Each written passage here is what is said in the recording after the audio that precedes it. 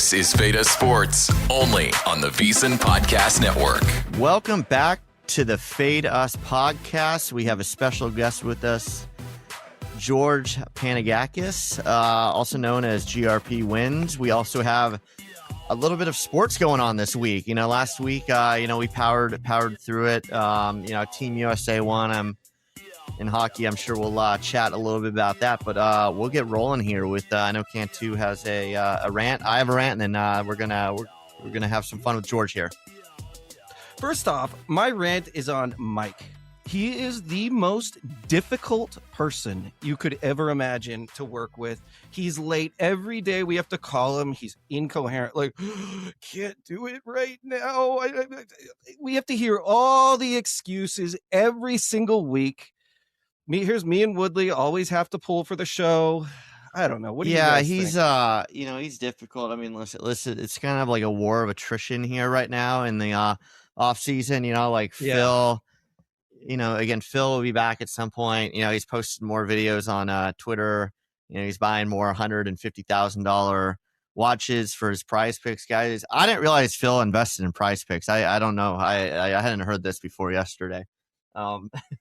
We love you, Phil. We're just giving you shit. But he's out there. He's on Star Island in Miami, and the working men are still here, sort of leading this podcast. It's like we got like 20 inches of snow out there. I was out there, with the snowblower and shovel. Exactly. But my rant is I'm not going to get political on this, but man, the USA wins in hockey, and it's like a great moment for the country, right? Like sports is just like truly one thing that can like really bring the country together. And there's obviously a lot of serious shit going on, like people, very hot button, but we couldn't even enjoy it for more than a few hours before like the next big controversy pops up. And it's a bit much. Like now they're trying to like cancel some NHL players for like going to the White House and stuff. And I think people they want to like get upset over nothing these days. And I don't get it, man. Like, I'm not a Trump guy by any means, but like, if you have the chance to go to the White House to represent your country, like you do it. And to sit there and pretend that someone's an evil person for doing that is insane. And at the end of the day, like they're playing for Team USA, like they're playing on behalf of the country. And like, there's still a president here. They're the White House. Like it goes beyond just like one person. I mean, this is the U.S. hadn't won this in 46 years. This was an incredible game. This just should be the story. And all of a sudden, we've now taken this as a reason for people to like get on both sides and yell at each other. And it's kind of sad because sports really is that area where it's just like you should be able to just kind of like take a step back and enjoy what has happened. And I think the reality is probably like 90% or 95% of the country probably are like happy and enjoy it. We just kind of hear about this like kind of culture war that always exists, and it's frankly annoying, and it's a bummer because what these guys did was like nothing short of it's not a miracle, but nothing short of incredible. I mean, that game, I'm a big hockey fan. I watch a ton of hockey games, and like there's no way the US should have been in that game, but like it's hockey. Like they got the hot goalie at the right time. They got the early goal. They did an incredible job, 5-on-3, down 5-on-3. The goalie was just sitting there standing on his head the entire game, and then they win in overtime. And in overtime, they were overmatched as well. And like I'm a big Minnesota fan, so like Minnesota's all over it. Like with Boldy and then Quinn Hughes, and then his brother Jack Hughes scores that goal. And I just wish we could kind of focus on that. And I kind of feel like in another month, like that's all people will remember anyways, and people are gonna start fighting about something else. But I don't know. I just think sports should be this escape where people can just fucking enjoy it, man. I mean, it's just like, come on. I agree on this. And I was so excited and pumped to watch this game, but I was on day 2 of the World Poker Tour. I took 28th place. No big deal. Out of 500 players, 17,000. Yep. That's what I was doing. But if it wasn't for that, I would have been watching. I just didn't want to give up my tournament because I can't play with no sleep. But I was on Twitter for like 2 or 3 hours just watching all of the just highlights. And I mean, wow, what like a feel good moment for the country. If that doesn't make you feel good, I don't know what does. And by the way, the women's was cool, but they were 5 or 6 to 1 favorites. Mm-hmm. The men were underdogs. I mean, that's a big difference. Like, the women were supposed to win. Obviously, that's still great they did. You still got to beat Canada. The men are underdogs, and I don't hear people talking about that. That is so hard for the men to win. You know, it's been whatever it was, 45 years or whatever it's been. Yeah, we weren't alive for the Miracle on Ice. George, you were probably alive. You were alive for the Miracle on Ice. Do you remember that? Like, you have any memories from 80? And did you watch this game the other day too? 1980, it's funny, I was literally 16 years old. It was a Friday night. I literally can remember my friend's basement house that I was in that night. We didn't watch it live. Well, you know, no one could believe that the U.S. would have won. But I remember when we got the news, we couldn't believe it. Correct. I was 16 years old. And then people forget 2 days later was the gold medal game. There was another game after that. And the U.S. had to beat Finland. And I think they were down 1-0. They were down, I think they were down early in the game. Don't quote me on that. No, they were. But, you know, during one of the intermission, the coach is like, what are we going to do? Lose to the Finns? And they had to beat Finland to win the gold medal in 1980. And that was the Miracle on Ice. And I don't think this, you know what, Canada, we know hockey's that's their sport. It's our number 4 sport. So, you know, it's nice we won. I was playing PLO at Rivers Casino Sunday morning and the game was on, and, you know, and then I left 20 minutes later. I'm like, you know what? I can always play poker. I lost a couple $100. I went home and watched the end of the game. You know, I'm not the biggest hockey guy. For example, 10 years ago when the Hawks had their great run, they won 3 out of 6 years Stanley Cup. I would watch every single playoff game. I loved it. Am I a hockey nut? No, but I know the goalie just played out of his ass, and good for him. I mean, the saves. You know, there's a lot of luck in hockey because one goal means everything, and he made 3 or 4 key saves. How much of it was luck? How much of it was skill? You can argue all day long, but the goalie just played a great game, and USA won. And David, back to your comment about politics, and it's so true.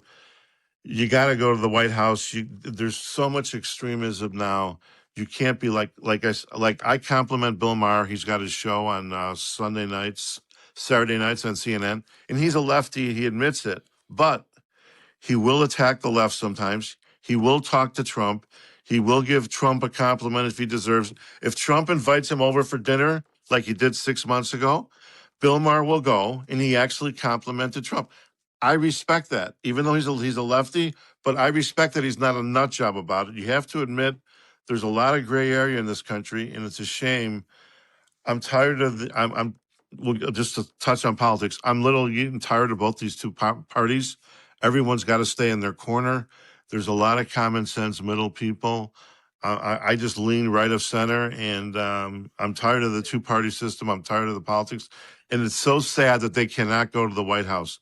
Some people don't want to go. I totally agree with you on that. Yeah, point. That's the thing about it all is, I mean, it's kind of the beauty of the country. You can have different opinions. You can dislike one side or the other, and that's fine. But the vitriol people are going with it. It almost makes me think that a lot of these people, they must not leave their house or have friends or family or coworkers or ever play on a team. The reality is you're gonna, in day-to-day life, you're gonna interact with people that have vastly different political leanings than you, right? And as long as they're good people at heart, that's all that should matter, right? You can argue with people and have friendly banters, but to straight up try to cancel these players, these young players, by the way, I mean, again, these are professional athletes that are 24, 25.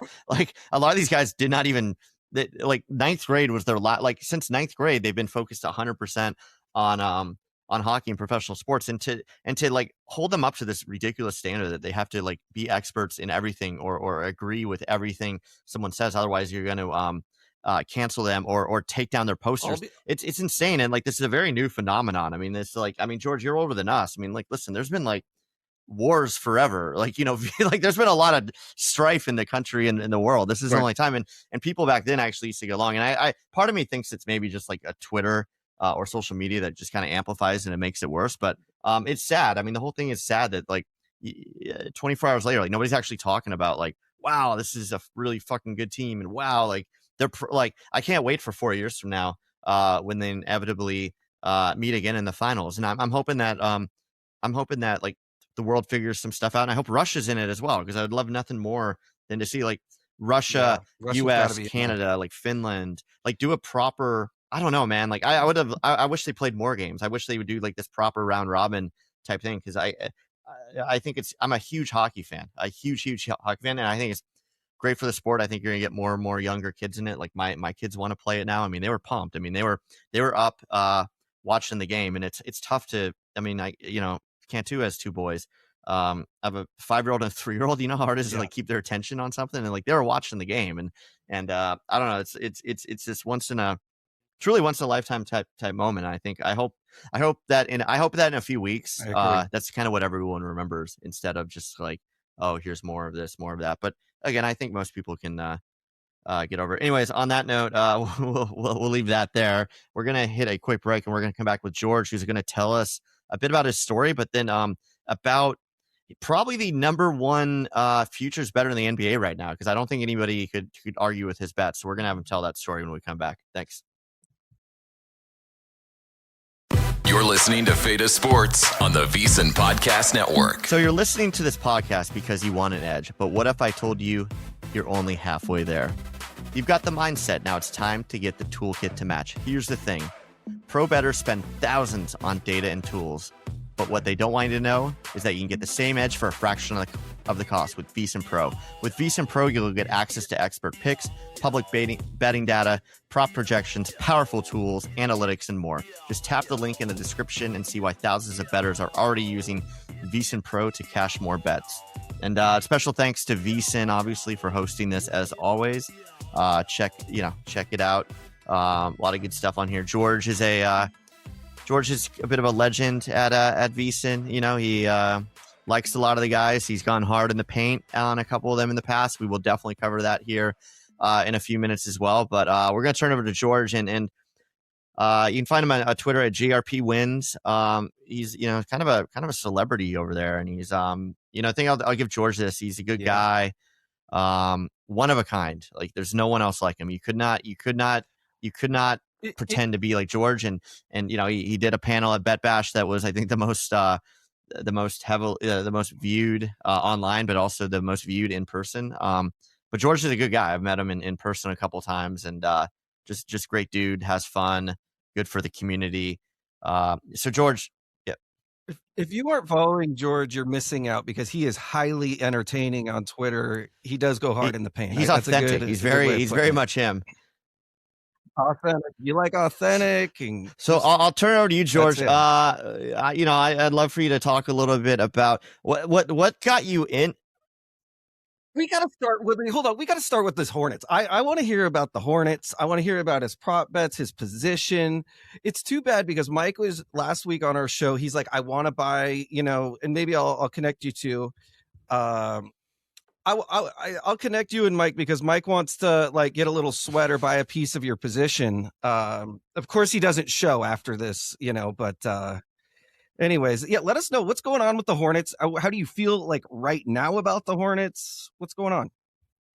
Well, right. I put the position on basically actually July 21st, I put a bet on $500, 14-1 for the Hornets to make the playoffs.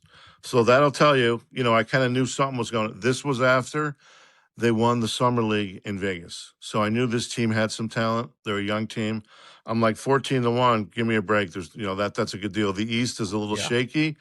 And the weird thing is I kind of forgot about the bet. Then football season starts. It's like, oh, I don't even think about it. Right. So now here we are. Then the next time I put a bet on the Hornets, when I attacked, I started Wednesday, December 24th. And that was the beginning. For the next 10 days, I literally put about $5,700 on Hornets futures position. At this time, they were maybe 10 games out of first place in their division. They had injuries. And I'm like, wait a minute. This team won the Summer League. These guys are no slouches. They were 1,000-1 to win the division. Here's the exact date of the bet. That's incredible. It's just right. I look like a genius. Saturday, July 3rd, FanDuel.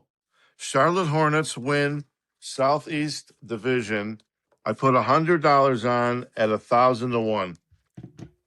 3 weeks later, you couldn't even get 10-1. They go on a run, a legendary run. So I knew they had talent, and I knew the division was very weak. So I'm like, hey, if these guys get healthy, if they put some things together, I could hit a long shot. And, we're all trained. Anything they give you 1,000-1, they should probably give you 2,000-1, which is kind of true. There's a lot of truth to that. But, I kind of timed it perfectly.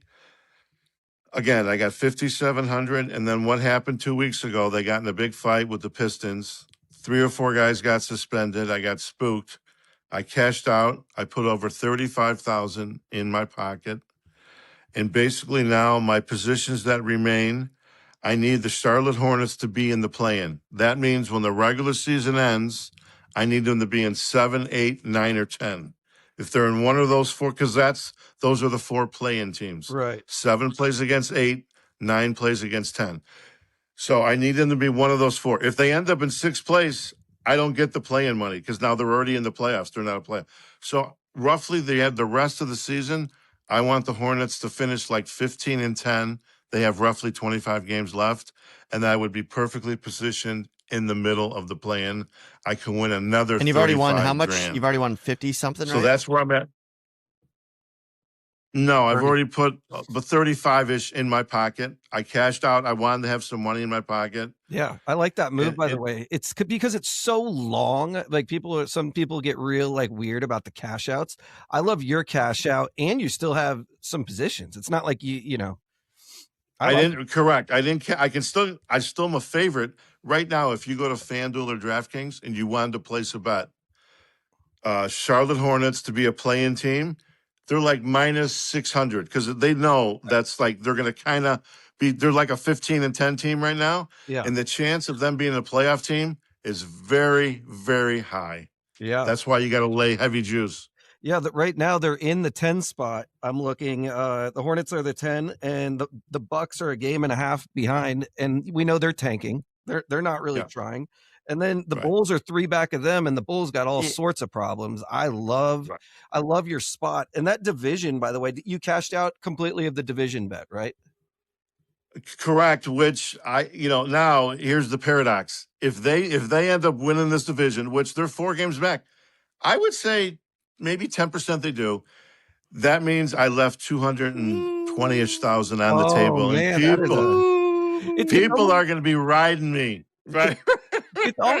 It's almost bad on these cash outs because sometimes there's such big numbers. You'd like to do a partial cash out. Like, let me do a 75% cash out or something, or 80%. Leave a little, and then leave a little taste. Right. And then, of course, after I cash out, I did get some compliments, I will say. But, of course, most people on Twitter, oh, you're a dummy. I would have gave you more, Well, how am I supposed to cash out with some guy in the middle of the country? I don't know who he is. How's he going to take over my position? These guys on Twitter make all these comments all the time. They drive you nuts. Like they're willing to give you 35,000. Like with the guy with the egg on Twitter. No name, no photo. Exactly. Don't worry, buddy. I'll overnight. I mean, I think you did the right thing because the reality is the Hornets. It's not like they just have to catch Orlando. They have to catch Orlando and the Heat. You're talking about they got to make up 4 games on each of them, which means they got to play at a pretty insane pace And even the Hawks are a half a game ahead of them. I mean, they're only 4 back, but you're still chasing 3 If teams. you wanted to, you could always throw a couple. Anything, If you had some FOMO from it, you could always throw a couple grand on them at like 6-1 right now. But I think you're in a pretty good. I think you're in a pretty good. You can't do that. I don't like that. Yeah, I mean, they're a good team, and you gotta listen. Like, you take someone at 1,000-1, and you walk away with a nice profit. Like, you gotta give credit there. I mean, it's impressive, and again, people are gonna chirp and chatter, and that's kind of like the fun that goes with it. But it's George, you did better than 99% of other people. Like, let's put it that way. And number 2, the Hornets win? I put real money on this. $5,700. 90% of these guys with long shots, they put $10, $20. Yeah, right. No, I got real money on these things. That's a lot to put on it. It really is. That's a lot to put on the Hornets. Like, I've done right. But I've realized I'm good at I'm a good long shot better. I have to. I'm going to compliment me on that. Well, you almost had Baker Mayfield. Why don't you tell the Baker Mayfield story as well? Because probably not everyone's up to date on that. You should have hit that. I mean, that was yeah. Here we go. Okay, it was 2 years ago. We all know it was the Damar Hamlin year. He's coming in. Everybody, he was minus 500 to be comeback player of the year. Everyone said, don't even touch it and don't even waste your time. Damar Hamlin's a shoo-in. But guess what? That's why Baker Mayfield is getting 75-1 because everyone thinks you're wasting your time. Sentimental. Of course, I put about 2,800 on Baker to be comeback player of the year. Don't ask me where that number came from, but I remember I'm just pushing the button. Another 100, another 100, another. I got up to 2,800. I probably unloaded my DraftKings account. That's probably what happened. That's what I had in the account. And actually, first I went to my local casino, Rivers Casino here, and the most they took 500. That was it, no more. Okay, great. So I remember driving back home. I'm going to DraftKings. I'm just 500. That was it. And then they kept taking 100, and I got up to 2,800. And if you remember the week one, it was Tampa at Minnesota. Tampa Bay won. It was like 17-14. Then he was like, come October, he was already down to 10-1. I'm looking like a genius. Damar Hamlin didn't even play. And then Tua had a good game week one at San Diego. He was down to like 10-1. And I did also bet Tua as a little bit of a hedge. So and then come November, I put on a perfect hedge. And then what happened? You can't even predict what would happen next. Right. This is ridiculous. Exactly. So basically, come early November, I roughly have $3,000 on each guy. Damar Hamlin, Baker Mayfield, and Tua at like 8-1. I got the best position in the country. Market cornered. Come Thanksgiving. Market cornered. Who falls off his couch but Joe Flacco? Joe Flacco gets the phone call. He goes like 5-1 with Cleveland the last 6 weeks of the year. And I'm a Bears fan. There was one game, middle of December. The Bears are at Cleveland. They're up 20-10. 10 minutes to go in the game. They got the ball at the 50-yard line. 4th and 1. Quarterback rolls out to his right. Guy sticks his arm out. And what's the name of the guy with the Jets now? Justin Fields. What's his quarterback's name? Justin Fields rolls out to the right, 4th. He's just got to get around one guy. He gets tackled. Cleveland gets the ball. Cleveland wins this game. Flacco goes like 5-1 the last 6 games. To make and the playoffs, Flacco right? becomes. I think they snuck in the playoffs. Yeah. That's why he won. He somehow, and he played great. And I remember because I follow you. I remember how nervous you were because it could have went either way. The vote, on that comeback player of the year, right there. What was it? What was the vote? How many votes did he lose by? Or do you know the final tally? You know what? I do think Baker came in 3rd.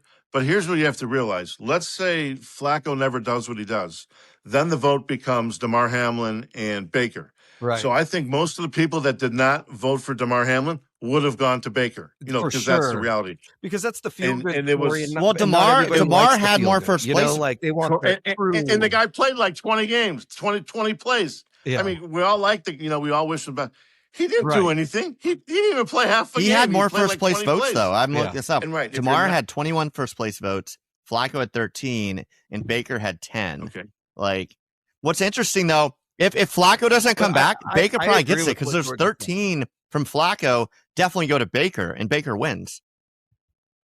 Yeah. Because those at least 10 of them probably do. You don't switch and go to the Damar Hamlin. That's the feel good. You go to the skill Baker. Yep, you're right. Correct. The one little thing Baker lacked, he did not have one great game like a Heisman moment. I give him that. He didn't have that, but he had a lot of nice games, a lot of good games, and I played it right. The guy was the number 1 draft pick. The previous year, he was with like the Rams the last 3 games of the season. He went from Carolina to the Rams. And the guy had a couple games with like 2 touchdowns. He didn't even know the playbook. The guy can play. And look what he's done with Tampa. He's had a couple good years. It's just one of those things where you play a long shot perfectly, a 75-1, and he comes in 2nd or 3rd place. So it's like, boy, you were on the right. I knew what I was doing. I just didn't hit that one extra little bit of luck at the end. And, that's the way it goes. These long shots are hard to hit. While I've got you on football, George, I got a question for you. Do you have any, and if you don't, I got a follow-up question to this. Do you have any long shot NFL props? They've just started coming out. I mean, I wouldn't blame you if you don't, but do you have any that you could give us a sneak peek on yet? Right. Well, not long shots, but right. The spreads came out last week. DraftKings was the first book to come out with the win totals. Yep.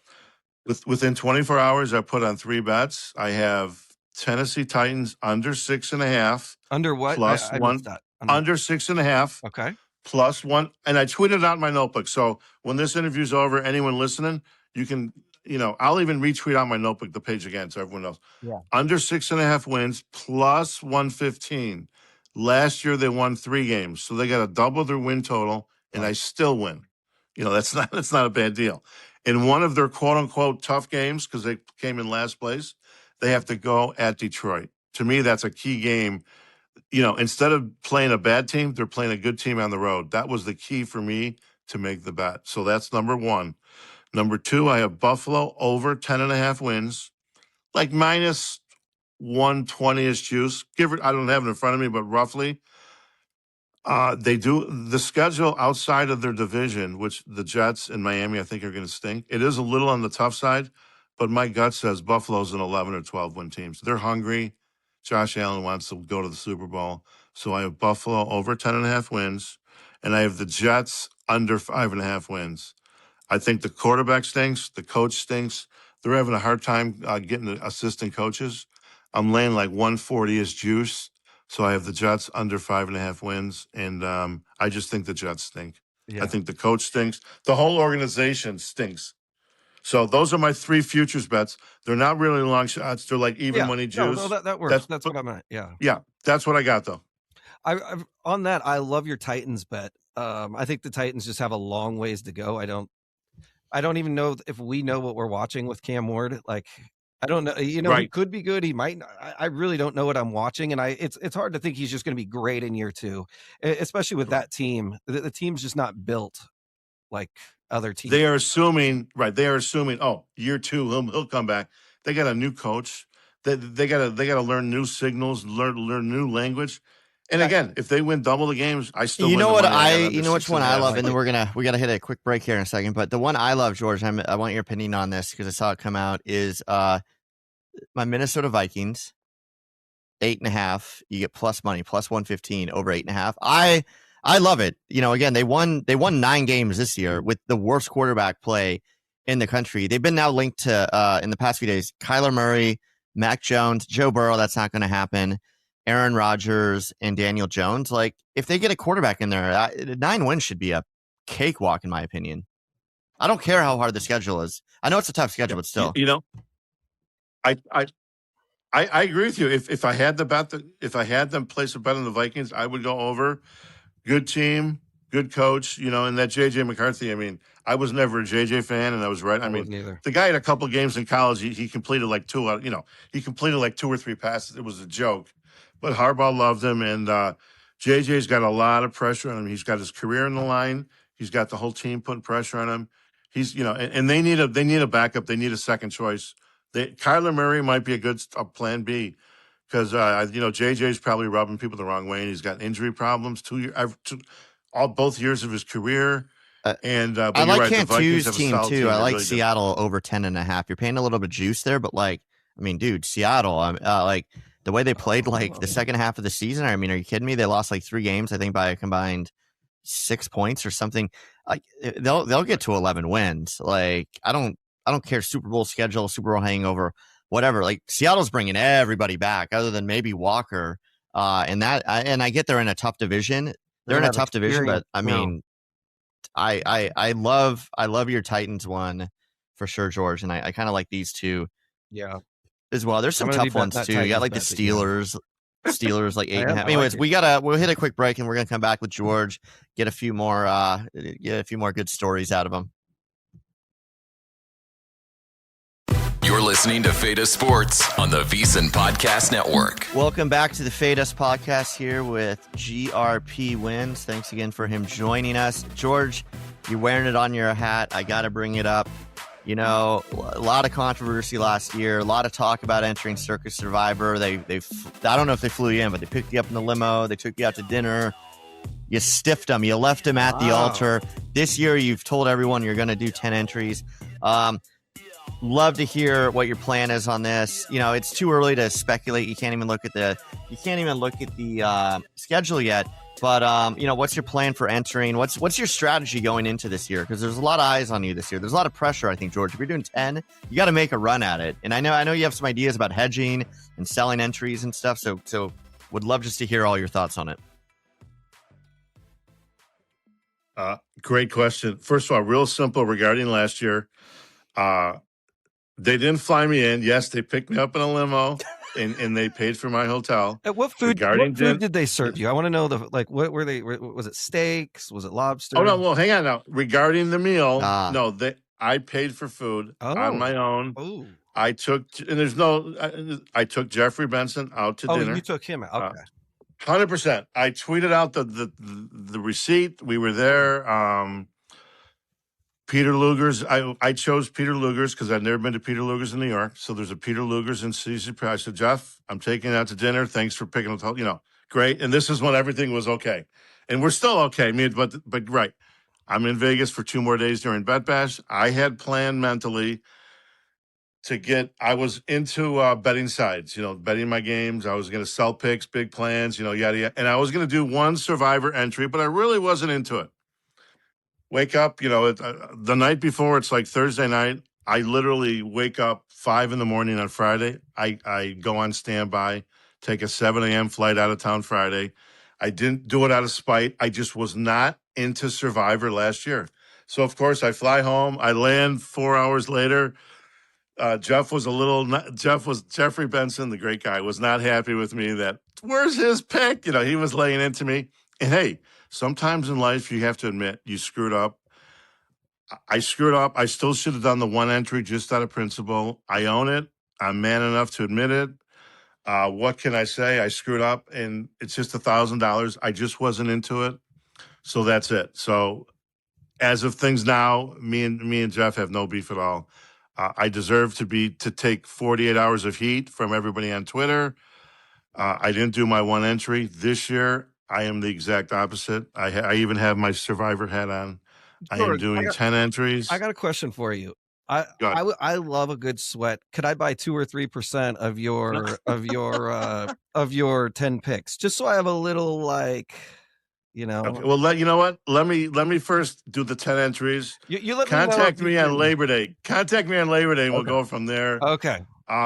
It's hard. And I've said the sweat on George here. You know. Yeah. No, I'm going to do 10 entries. I'm beating NFL sides, if you're being honest, is extremely difficult. And I'm an NFL 95% guy.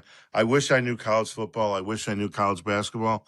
It's probably easier to find an edge with all those games, but that's just not me. So I do love Survivor. I was in it 2 years ago with 2 entries. I was out after week 3. I have a different strategy now. I'm not playing favorites. I'm playing, you know, you got to pick the teams that other guys are not picking. You got to think outside the box. The Survivor is so dynamic. What Circa has done is phenomenal. Jeffrey Benson does a great job running it as a point man. And I'm really, really looking into Survivor this year.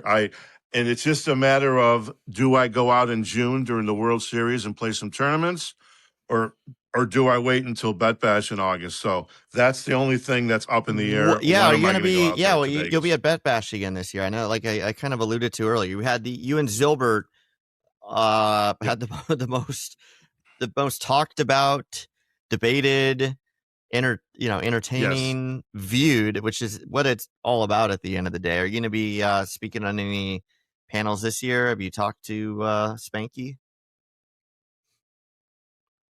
You know what? I ran it, but I really am not planning on it. I casually mentioned it to Spanky. He's like, well, once you talk once, you don't do it again unless you have like something completely different. So I would say, first of all, to be honest with you, 50-50, I'm even there during Survivor. Like I said, I may go out there during the World Series and not go to Bet Bash. That's a different subject. But no, wow. Yeah, I know. Wait, Bet Bash is in Vegas this year? Oh, no, it was Vegas last year too, wasn't it? Every year. Well, it's every year. Except for Week 1, it was in New Jersey. George, we're and I was there sponsoring. for Edge is Bet Bash sponsoring it 1. again, which reminds me, I need to respond to them about that before they give our sponsorship away. We'll get you out there. We'll get you a pass. We'll get you a pass. We need him speaking. Okay. Well, if they wanted to, I can pay my entry into some World Series events. I think we can. I think we can make that. We can I'll make that some happen. video. Oh, I had 10 entries last year. I made it to Thanksgiving. I made it to the horror show of the 4 underdog game. I had a loaded. I was absolutely, I had all the best teams. I had one of the best like rankings. You know, you could look at like there's sites that gives you the best odds of who's doing best. Right. And I had like a top 5 or 10 like entries. So or entry. But Brandon, not to be critical of you, it's easy for me to say in hindsight. I would have taken I would have been the smart guy on Thanksgiving. Here it is. Here we go. No. Again, no. I'm apologizing first because let's be honest, Philadelphia was a weird team. I would have taken the Bears. Kansas City was not playing well. I thought Dallas Cowboys should have been favored in that game, and I would have taken them with confidence. I love Dallas. I'm being serious about that one. Right. Yep. And who Detroit lose? Who Detroit play that day? No, I don't think so. It was the Packers. Oh yeah, Packers beat them. Yeah, Packers beat them. Packers line. It was at night. I know. I studied this. I don't think I've ever thought about a slate of games because I did hate them all. And it's funny, I didn't have the underdogs that I liked. And I was looking at the EV charts, and the Ravens. Not a lot of people had the Ravens, but I did like the Bengals. But I'm like, the line's the line, you know. But no, it's hard to take a dog when you're the 7-point dog. I mean, I agree. 7.5. But for some reason, 7. Yeah. Right. I don't want to. It's easy for me to say now, but I knew the Cowboys was the right side, and I knew the Bears were the right side because they were playing well, and Philly was a weird team. We had Brett. It's easy Brett for me Ritchie, to say now. who's in our chat as well. And Brett's he's a really great poker player, great guy. He survived Thanksgiving, but then he lost. He lost, I think, immediately that next week. He had like the Rams. The Rams were like, I forget who did the Rams lose to Cantu? Like a 10-9. No, they lost to. They were like 9.5, 10 point favorites, and they lose to the Panthers. He was one of like 7 people left. When the Panthers get hot, There was like 20 people left. I felt so bad for him. And he had the Rams, and there was like nobody that had the Rams left, and he was like, "You got to jam the Rams here." Oh, I was really Brett. rooting hard for Brett and when you got a group chat guy in there, I got deep like that. What's funny is I get smoked in the odd number years, but both even number years, I cracked the top 40 3 years ago, and then I cracked the top 100 2 years ago. So I'm hoping the even one is good. And no, I'm a big survivor pool guy. I mean, I've won one that I've won a. And there's an excitement. There's an excitement. You know, you get in the regular pool, the million maker, and you pick 5 teams. Who gives? You know what? Who gives it? There's an excitement with this Survivor where you can turn $5,000 into literally you can make $5 million. You can be one out of 4 guys that split. I mean, there's an excitement that you guys know what I'm talking about. You can't explain it. Betting a game 50-50, win or lose. Well, George, I'm about betting a game. Well, when you make it to that contest, I was sub 1,000 players. I'm telling you, and I had all the good picks. I had the visions of grandeur. I can't lie. I was thinking oh man, this is serious. It's and that's the beauty of it. Is anybody thinks, I mean, when you make it that far, you start thinking about it. And I've won a couple over my life, nothing that big, but it's fun, man. It's fun when you get down to it, and there's nothing kind of like it. Wheels are turning. We'll hit a break here in a second. I'm gonna plug myself real quick, because why not? But George, I'm such a big Survivor fan. Actually, I started a company with a couple people called Speed Survivor, where we actually take a Survivor pool, but we create it within one single sporting event. So you can go from like 10,000 players down to 1. So instead of like week by week, it's every like 5 minutes of a football game. It asks you a question, you get it right, you move on. If not, and we're doing it for March Madness. We're running a big test for it for March Madness. So I'll get you on the list there, because I would actually really love your opinion on it. And like, I think the thing you'll like about it there, George, is like one of the things you always mention about Circa. And I've come around to this too, especially now when it's so big. You're kind of like, you know what, like, it shouldn't just be winner take all. They should take a couple $1 million off the top, and they should give it to the top 100 people, and they can each walk away with a few $1,000, which they all would put it immediately back into the contest next year, and B, it isn't like that. And like what we've done with our game is we give 50% to the winner, and then we create it like it's very much just like a poker tree as well. Like we pay out the top 15 to 20%. That way, if you make it far and you come up a little short, we know what's going to happen. You're going to pump it. You're going to pump it right back to us.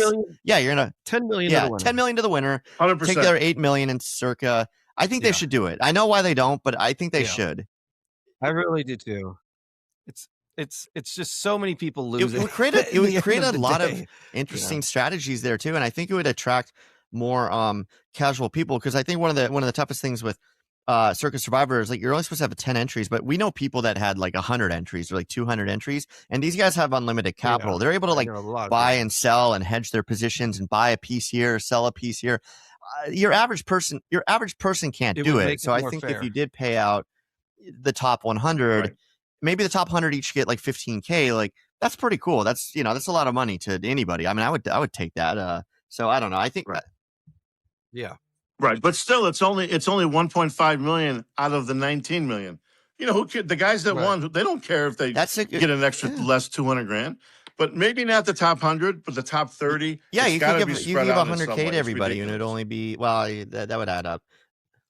Here's the thing, but even to give 2 or 3K, that's really, I mean, when you go down, like to give even just like 2 or 3 or 4, just so people feel a little good, and you go down, that doesn't even take off the prize pool. It's so big that, I think you could pay. It's going to be a hot, like they're going to roast us on this one, George. They're going to take us. Benson's going to hear this, and he's going to be like, these guys. Right. Well, no, I was just going to say, Benson's going to go crazy. And you cannot go a top 100. That means Benson has to do paperwork on 100 entries. Oh, Benson doesn't want to do and I'll give Jeff is doing this. Let's say top 30. Once whatever the week is, when you're within 30, everyone gets 100 grand. So this is all. So at the worst, that's 3 million. This is all about Benson's pay. Well, that's what they pay Benson the big bucks for, and they should fly everybody out there. The top 30, Benson, just hand it over to us. We know what we're doing here. Sponsor this podcast as well. We'll get it figured out. All right, we got to hit a break, and we'll come back for a few more minutes with George. You're listening to Feta Sports on the VSiN Podcast Network. All right, we are back here. Not missing a beat. We kind of miss Phil. George and Phil have met a few times, and I know he's a big Hellmuth fan, but we don't really miss Mike. Mike, we don't miss you on this. I think we found anytime you want to call in sick, we're just going to call up George. We're going to give him your paycheck for this one, and we'll keep it rolling. Anyways, I know we have a few minutes left. Brandon has a couple more questions for George, and then we'll let George have the final word the last couple of minutes as well. George, I got to be honest. I'm not a big, I like the NFL draft, but I'm not I don't know who's supposed to go. Well, I do know who's supposed to go 1, but 2, 3, 4, 5, 6, you're a big slots. You can bet the draft, who's going to go number 5 or whatever position. Do you have any draft position bets? I got to know. I want to be the first to know your bets. Very simple answer. And this is rare. I have absolutely no draft position bets right now at all. Mm-hmm. Last year, I had some great dynamic bets on Ashton Genty, the running back. I had thank God he was pick 6. If I just needed them to make a little trade up to 4 or 5 to secure him, I thought he was that great of a player, or I needed the Bears to move up from 10 to 4 or 5. Had they drafted Ashton Genty, I would have made about 15 grand, depending on which position. I thought I had some great positions. And it turns out the left tackle from New England, they drafted him at 4. I thought he was a little overrated, and I proved to be correct. I thought for sure they had no hesitation to move down a couple spots in the draft, pick up a little capital. If they don't want Ashton Genty, you'll still get the left tackle at 6. Thought I had it played perfectly. So last year's draft, I lost a couple grand. The year before, I had a bunch of positions. I don't remember them off the top of my head, but both years I had a lot of positions, and just an aberration. I have no position right now. I wanted to take that quarterback from Indiana. What's his name? Mendoza. During the playoffs, he was minus 200 to be the first guy picked. I'm like, this guy's going to, just throw $2 grand on it, make an easy 1,000. He's going to be the first guy picked. I didn't pull the trigger. Now he's minus 6,000. It's 6. You're laying 60 to 1. I'm not going to do that. But no. So to answer your question, I have no draft positions at all. I think mentally, I'm into the Hornets. Are they even out yet? Then You know what? That's a great question. Big pig. You know what? Now that you said that, there's a few, but there's not a lot. You're right about that. So maybe that's part of the problem. That's probably why I don't have any positions on. Right. Yeah. I got nothing. Yeah. So what can I say? That's. I'm thinking about the Charlotte Hornets. I got a lot of stress until the middle of until like April 10ish when the season's over. Well, so that's what I'm thinking about right now. Everyone wants to know this. Everyone's kind of shaking in their boots. Any pick seller out there, any personality? Have you drawn up a list of who you're going to track and tail this past season? I mean, it kind of went a little bad with Kelly in Vegas. I believe she said you have to wear a dress to Bet Bash. I just remember this right now. We will get you a nice Edge Boost dress to wear. Did Kelly win a bet against George Yes. that I'm not familiar with? Oh, I didn't know this. There's a lot of details involved, but Kelly in Vegas was with Sammy P and Joe O on their podcast, and I started documenting her picks week 1. I think I did it for about a month. The problem is she'd go on the show and she'd say, "Oh, I made this bet 2 days earlier." There was no bet slips. Who knows what she bet? So there's a lot of gray areas. So yes, after about a month, and I admit it, I stunk during the month of September. People respect me when I admit it. So I stopped documenting her. What she did after September, I literally have absolutely no idea. So there's a lot of gray areas here, but that's where I'm at with Kelly in Vegas. And we know what I did with Adam and Destroyed him. You just brought 2 years ago. I documented. Has not recovered. I just documented what he said. He recovered? I don't think so. No, let me tell. Okay, this was the 04 season. Last year was 05. He didn't even make picks. They brought him back during the playoffs. He didn't even make picks during the year. He was like roughly 40% during the playoffs. He lost more than he won. I don't have it in front of me, but I documented his playoff picks. So that's where I'm at with Adam Chernoff. Mitch and Paulie. I got news for you. I like that show. I got news. I'll come right out and say it. I listen maybe 2 hours a week. I listen to the show. I listen to it too. I like when Mike Palm's on the show. I'll tell you what, Wednesdays, hour and a half into the show, Mike Palm's a great guest. He's a smart guy. He's not just a corporate stiff. He's a gambler. And I like Mike Palm. He's a real person. And sometimes they have David Baker on the show, like during football. And David Baker, just a smart gambler, a good guy, talks poker, talks football. He's a good guest. Right. Like I said, I listen to him 2 hours a week. I admit it. And but there's other people at VSiN that will come right out and say they're on my side. They never should have let Adam Chernoff be as long as they did. It was a joke. He was talking fancy. I just documented it. And, Mitch and Paulie are probably a little mad at me, but that's the business we're in. You got to be a big boy. I got a question. Is there anybody that you watch that's on TV or well-known, not like a hidden guy, that you're like, they give a pick and you go out and bet it? Is there anybody, maybe not every time, but, Right. like, once every couple of weeks, I bet. Fair question. The answer is 0.0. Not Zilbert? There's nobody, because one thing. No, not Silver. No. And let me say this, Dave, as you know, because you listen to the Spaces, you listen to Omar. I've come right out and say I think Zilbert may be at least a break even better. He might be he's no dummy, but you know how I criticize him. He's got to document his picks better. People don't respect him because of the way he doesn't document the picks correctly. And I'm trying to help the guy out. And I don't think he's a bad bettor. But no, there's no one that when they say this is what I like, I don't follow anybody like that. Wow. Okay. That's good to know. Yeah, I don't. I just come right out and say it. Mm-hmm. Well, we have about a minute or two left, George. Tell us what's next for like the next 2-3 months. Do you have anything like in the immediate future going on, or is it poker? What are you up to? Well, mentally, I got a month and a half to go with the Charlotte Hornets. I'm a heavy favorite to get another 35 grand. We're in a lull right now, and then the NFL's right. The NFL season schedule the last couple of years comes out first week in May. You can't, talking about Survivor before then is a waste of time. Once that schedule comes out, the sports gambling media in this country, they love to talk about Survivor. They're obsessed with it. And once the schedule comes out, you can talk about, this is opening week. I'm going to save this team for Thanksgiving. Then all the speculation can begin early May. So everybody, And I'm not a college basketball guy, so March Madness, all the junkies are going to bet it. You know, you got to specialize in life. Doctors that specialize make the most money. Pick your one or two sports. I'm an NFL guy, and so that's where I'm at. What can I say? I like it. Anything else? No, I mean, listen, it's great having you on. We're gonna be pulling for you on these ones. Like, again, if you need to offload some of it, Mike the Mouth, if he ever actually wakes up, shakes the cobwebs off, he'll want to buy it. But listen, man, it's a pleasure as always, George. Like, big fan of you. Love the content. And it's fun. It's fun to follow along with your picks and all that. But congrats on the Hornets one. Like, they can't take that away from you, and that's a hell of a bankroll builder. And looking forward to seeing you. I'm sure we'll bump into you in person at the WSOP or Bet Bash or something there as well. Well, listen, hey, thanks to you two guys for inviting me on. Brandon, I know you're a big fan of mine. We've never met.